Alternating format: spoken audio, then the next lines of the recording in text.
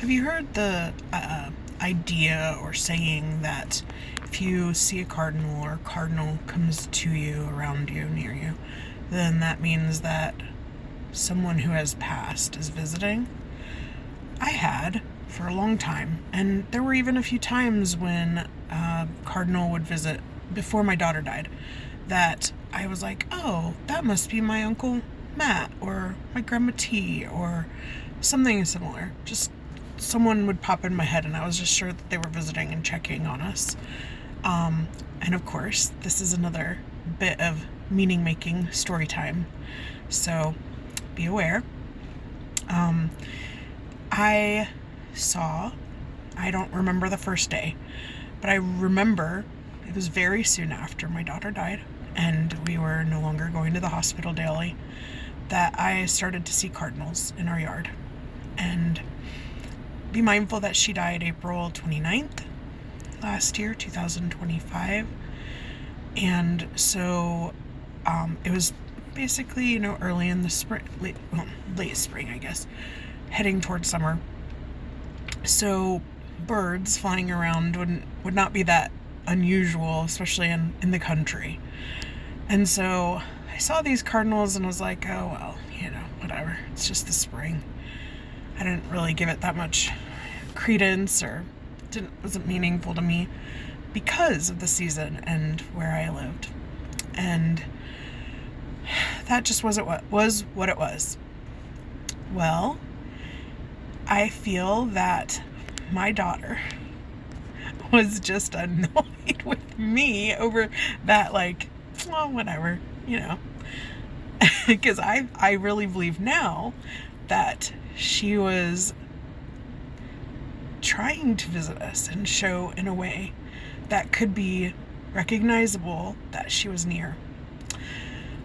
Because after a few, at least 3, probably more like 5 moments when I saw but didn't really see because I just didn't choose to find meaning in the cardinals visits, it started to be that cardinals were swooping across, usually from my right to my left, as I was driving across the windshield.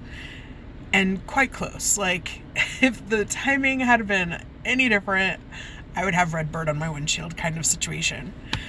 And I was just, wow. And because of the frequency that this was happening, like every time I was leaving the house in the early days, swooping, usually, like I said, my right to my left, across the windshield, but often, not half, but sometimes also my left to the right, so driver's side to passenger side. Well, one day I had already shared this story with my kids, and my oldest son said, and he wants to be an ornithologist, so he knows a lot about birds, and is definitely of the mind that he is a bird expert, and he's pretty darn close. He's only 15 now, and he was 14 at the time. However, I know what cardinals look like. Come on, I mean, they're pretty difficult to miss with the little black crest and the almost like they got a black beard, even the females. Well, anyway, he said, Mom, I don't think you're seeing as many cardinals as you think you're seeing. I'm like, okay, what do you think I'm seeing? And he said some other redbird. And I remembered it up until right now, and now I just don't remember. So it's just another redbird. And I was like, you know what?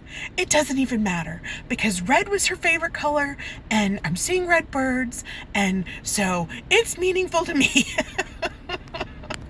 And he's like, okay, Mom, whatever. Teenagers. So, after that, I continued to see cardinals.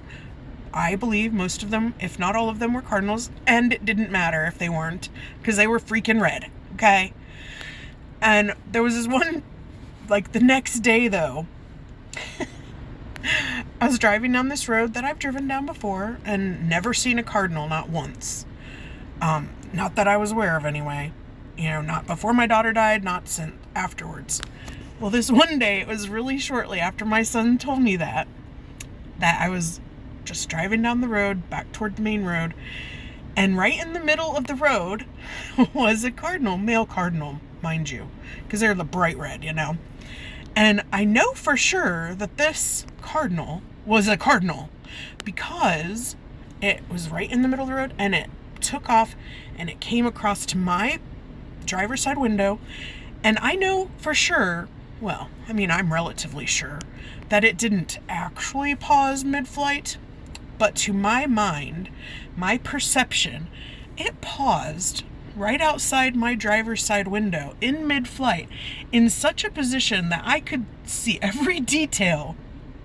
The crest, the way it was a side profile. And I was just like, whoa, that's a cardinal.